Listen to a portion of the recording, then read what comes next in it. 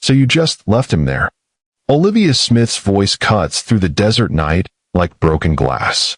Four young men stand on her Phoenix doorstep, shuffling their feet, staring at the concrete. Their clothes wrinkled, their eyes hollow, their hands empty. No ambulance behind them. No police car with flashing lights. No search and rescue team. No Jordan. They tell her Jordan got separated during their hiking trip to Sedona's Red Rocks. Wandered off the trail around sunset. Never came back. They searched everywhere, they promise. But their story has holes big enough to drive a truck through.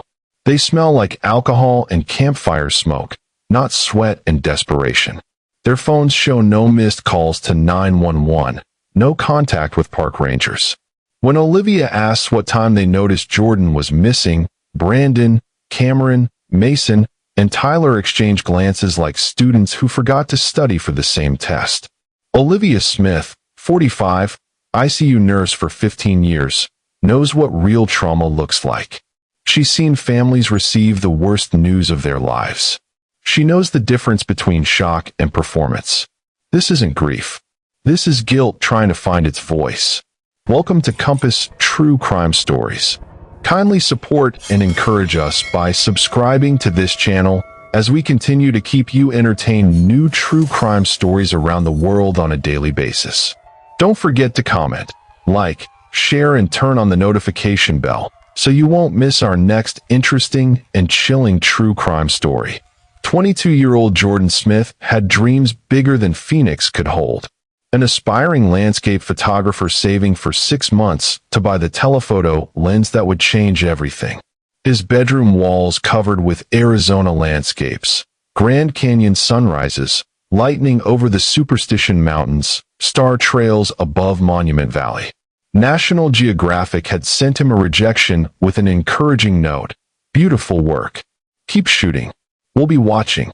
Jordan had circled those last 3 words in red ink and written underneath, "Mom, they're watching." 3 afternoons a week, Jordan photographed high school sports teams whose budgets couldn't afford professional shots. He charged half his normal rate and gave the other half back to kids whose families couldn't afford team photos at all. Sunday mornings he coached Little League, teaching 8-year-olds that striking out wasn't failing, just practicing. Olivia and Jordan were a team of 2. When his camera equipment needed upgrading, she picked up extra shifts. When her car needed repairs, he used photography earnings to cover the mechanic bill. They took care of each other the way families should. The Sedona trip was supposed to be his breakthrough moment. "This is it, Mom," he'd told Olivia the night before leaving. "This is my National Geographic portfolio. After this trip, everything changes." He was right about that, just not in the way he hoped. Phoenix Community Church was packed. Jordan's Little League kids sat in front rows, too young to understand why Coach Jordan wouldn't be coming to practice anymore. High school football players filled 3 entire rows. Photography clients, hospital staff, neighbors who remembered the quiet young man who helped carry groceries without being asked. The casket sat closed. Too damaged from the desert exposure, the funeral director had said gently. Olivia never saw her son's face again. 4th row back, Brandon, Cameron, Mason, and Tyler sat together in matching black suits. During the opening hymn, Cameron checked his phone. Mason whispered something to Tyler that made him smirk. When they took the podium to speak, Cameron served as spokesman. Jordan was adventurous. Maybe too adventurous sometimes. He took risks the rest of us weren't comfortable with. We tried to talk him out of it that weekend, but Jordan didn't listen to warnings. They painted Jordan as reckless, as someone whose death was inevitable, given his supposed disregard for safety. The Jordan they described was a stranger to everyone who actually knew him. When Olivia took the podium, she stood for a full minute looking out at the packed sanctuary, then down at the 4 boys in the 4th row. "My son trusted you," she said. Her voice didn't shake. "Jordan trusted you with his life. And you failed him." The silence that followed was absolute. After the service, Olivia overheard Cameron in the parking lot. "Think we sold it?" Mason asked. "Definitely," Cameron replied. Everyone's going to remember Jordan as the reckless photographer who ignored safety warnings. Olivia stood alone in the parking lot, watching their taillights disappear, and made a decision that would change everything. 3 days after Jordan's funeral, a TikTok video went viral. 4 friends go hiking. 3 come home. 1 doesn't. Nobody calls police for 8 hours. Make it make sense. Within 24 hours, #WhatHappenedToJordan was trending nationally. Internet users found Brandon's Instagram, Cameron's TikTok, Mason's Twitter, Tyler's Snapchat stories. The timeline they constructed was damning. Sunday, Brandon posts a gym selfie. Cameron uploads a dancing TikTok. Mason tweets about meal prep. Tyler's Snapchat shows him at a house party. Not one mention of a missing friend. They found older posts too. Cameron's deleted tweet. Some people think they're Ansel Adams because they own a camera, LOL. Mason's comment on Jordan's photo. Cool shot, bro. Did you remember to touch grass? Tyler mocking photographers in a TikTok duet. Phoenix locals fought back. The high school coach posted a video. Jordan Smith never missed a Friday night game. Shot our highlights for free because he believed these kids deserved to be seen. Little League parents shared compilations of Jordan coaching their children. True crime creators analyzed GPS data, cross-referenced weather records, studied terrain maps. One detail stood out. Jordan's last forum post mentioned bringing an emergency GPS beacon that could signal for help from anywhere in Arizona. The boys never mentioned a beacon. Search and rescue never received a signal. Jordan's cousin Wilson reached out to Brandon through DMs. You look like someone who needs to talk. They met at a Starbucks in Tempe. Brandon looked terrible. Weight loss, dark circles, hands shaking as he reached for his coffee cup. I haven't slept since it happened, Brandon whispered. Every time I close my eyes, I hear him calling our names. The confession spilled out. They'd planned a prank for weeks. Jordan was always the serious one, the careful one. They wanted to shake him up. They told him stories about attacks on hikers, showed him fake news articles on their phones. Saturday night, Jordan went to scout sunrise locations. They followed with flashlights, making animal sounds, throwing rocks, creating the dangers they'd convinced him existed. Jordan was terrified but still trying to protect us by gathering evidence with his camera. Jordan ran. He ran hard through terrain he couldn't see clearly, panic overriding caution. They heard him scream. They found Jordan at the bottom of a rocky ledge, his leg twisted at an impossible angle, bleeding, but conscious. Thank God you found me, Jordan said. I thought something was going to kill me out here. He still thought they were trying to save him. Jordan begged them to call for help, but Cameron panicked. If we call 911, everyone's going to know we caused this. Mason suggested they come back with help after getting their story straight. Brandon was the only one who wanted to call immediately, but it was 3 against 1, and I wasn't strong enough to fight them. They left Jordan with a water bottle and Cameron's jacket. Told him they were getting help. The last thing he said, "Tell my mom I got some good shots." Jordan died because we were cowards, Brandon whispered. He died alone, scared, thinking his friends were coming back to save him. Olivia hadn't entered Jordan's room for 3 weeks. After Wilson's call about Brandon's confession, she finally opened the door. Behind a box of old baseball trophies, she found Jordan's backup camera, cracked, dusty, memory card still inside. A tech shop owner worked for 2 hours recovering corrupted files. The videos told everything. First video, Jordan excited about his sunrise shoot, testing angles. "This is going to be perfect, Mom." Second video, Jordan whispering, confused. "Something's not right. The guys keep talking about attacks on hikers. When I try to look up their articles, I can't find them." Third video, shaky footage of Jordan running, panicked breathing. Flashlight beams behind him. Voices laughing. "Jordan, where you going, man? Come back. It's just getting fun." Fourth video, the fall. Camera tumbling, recording Jordan's scream, his broken form. His friends approaching from above. "I can't move my leg. Call 911. Please." Cameron's voice, "We can't call from here. We're going to get help." Jordan pleading, "Don't leave me alone. Please. I'm scared." Fifth video, 6 hours of audio after they left. Jordan's voice growing weaker. "I got some good shots today, Mom. Really good ones. Later. They'll be back soon. Brandon wouldn't leave me here." Even later, barely a whisper, "I'm cold. Really cold. But I'm not giving up. Mom always said Smiths don't quit."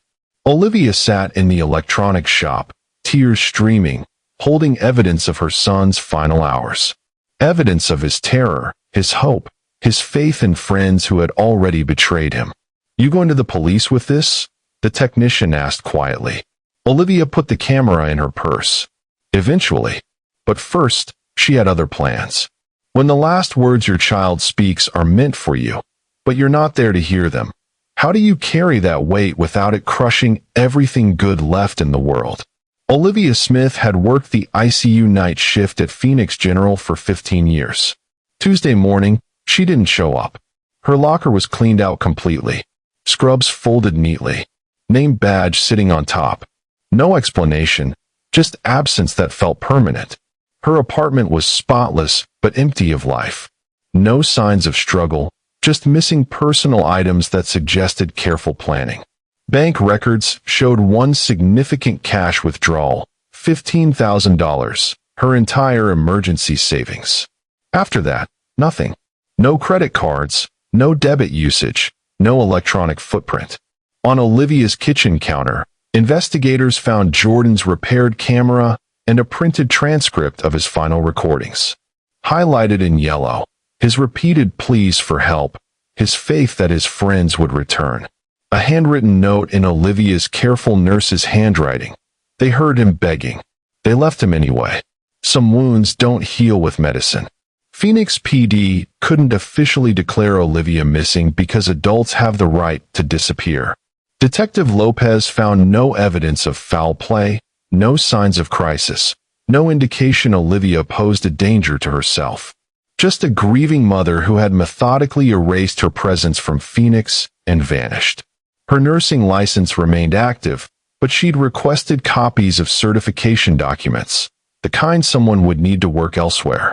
Dr. Martinez from Phoenix General told investigators Olivia had been different since Jordan's death. Quieter, more focused. She stopped making small talk, but her patient care never suffered. If anything, she seemed more determined to save every life she touched. A colleague mentioned Olivia had been asking unusual questions about trauma injuries, about how long someone could survive exposure in desert conditions, about the psychological effects of abandonment.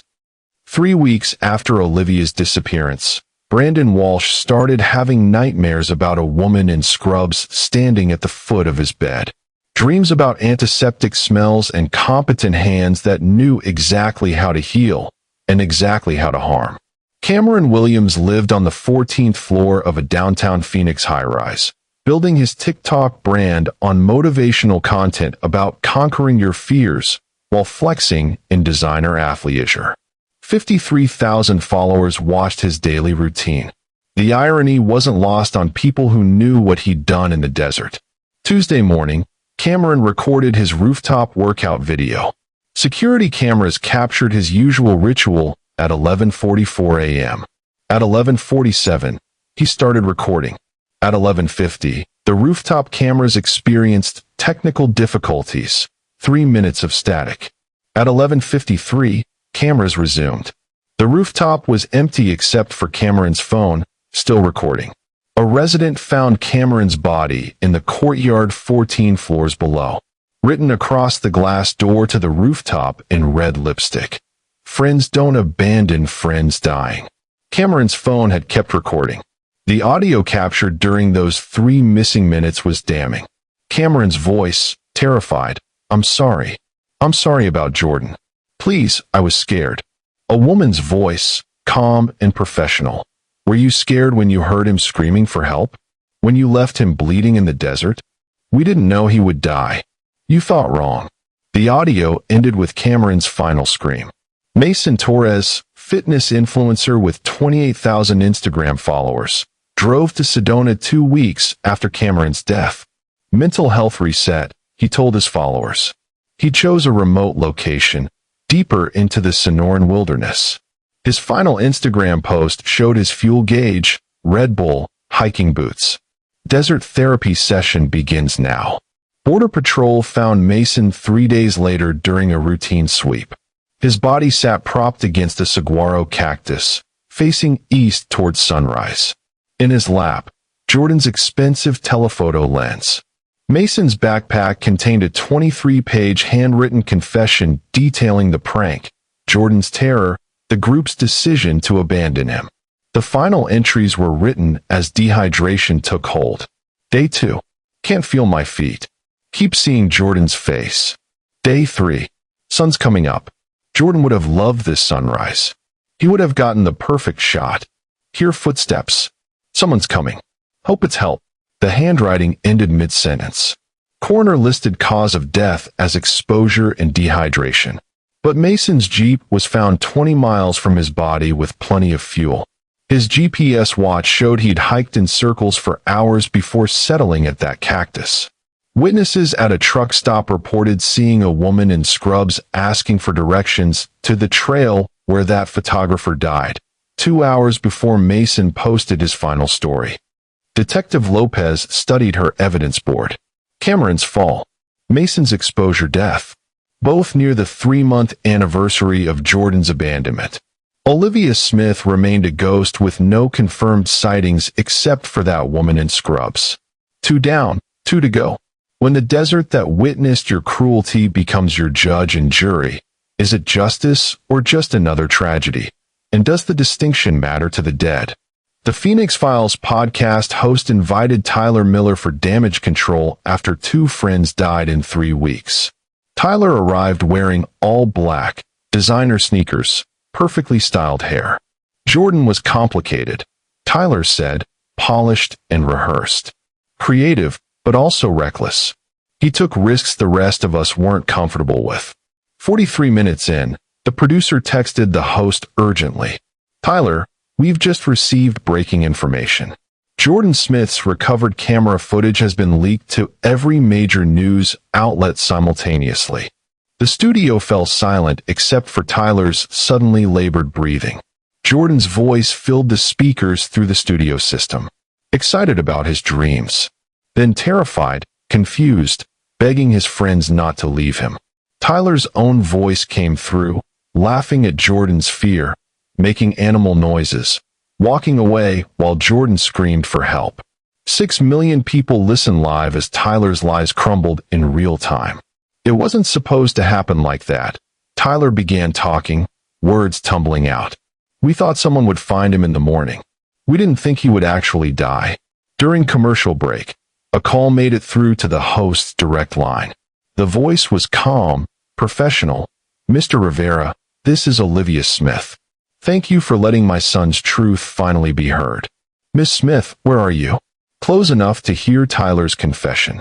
Far enough away to finish what I started. The line went dead. Tyler left the studio in complete collapse. He drove to his downtown Phoenix hotel and checked into his room on the 14th floor. Hotel security footage showed a woman in scrubs entering the elevator after Tyler, carrying a medical bag. She exited alone 20 minutes later.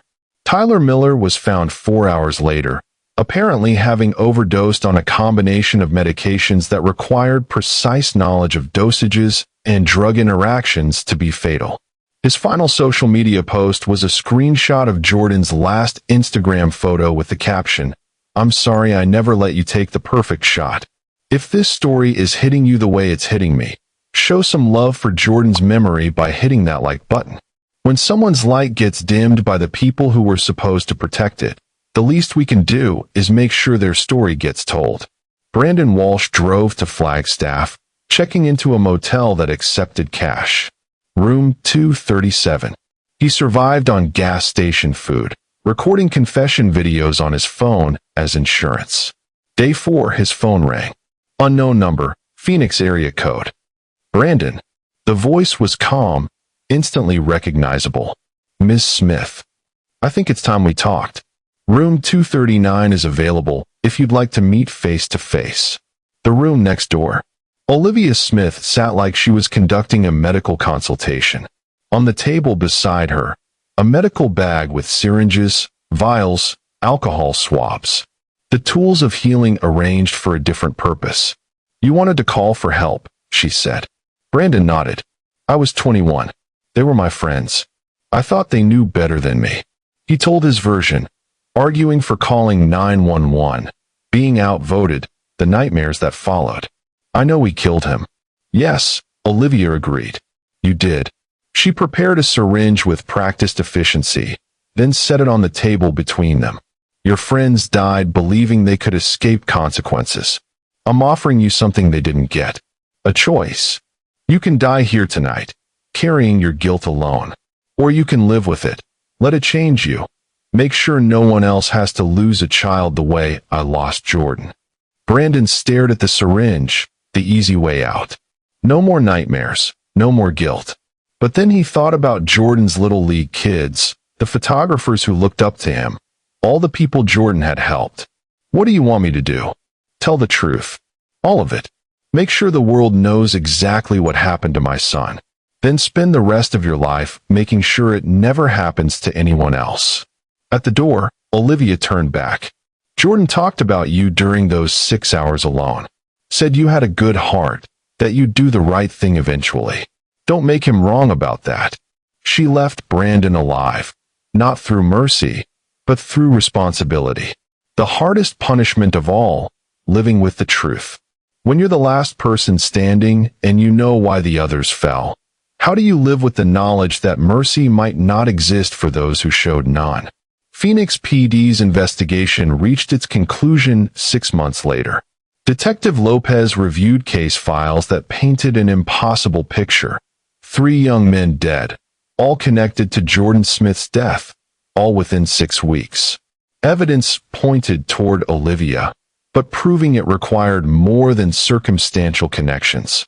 Olivia Smith had become America's most elusive fugitive without officially being one. No nursing license activity, no financial footprint, no facial recognition hits at airports or border crossings. She had vanished as completely as if the Arizona desert had swallowed her whole, leaving behind only the bodies of her son's killers and questions nobody wanted to answer publicly. Brandon's FBI confession leaked within days. Public opinion crystallized around a simple truth. Olivia Smith was a mother who had done what the justice system couldn't or wouldn't do. She gave those boys exactly what they gave her son: abandonment, fear, and consequences. Olivia Smith is what happens when the system fails and parents have to become the law. Phoenix General held a memorial service for Olivia, not because she was dead, but because the woman they'd known was gone forever. Dr. Martinez spoke about her 15 years of service, thousands of saved lives. Olivia understood that sometimes the only way to stop pain is to make sure it never happens again. Brandon Walsh used his survivor's guilt productively. He established the Jordan Smith Photography Foundation, providing equipment and training to young artists who couldn't afford professional gear. Every scholarship recipient learned Jordan's story. Every workshop began with discussions of loyalty, friendship, and moral courage. Every photography exhibition featured Jordan's final desert photographs alongside current student work. Brandon aged 10 years in the first year after Olivia spared his life. The weight of testimony, the burden of memory, the responsibility of making Jordan's death mean something.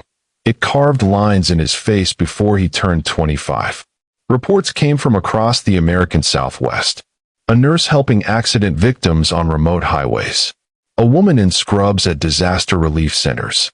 Medical professionals providing aid at border crossing points.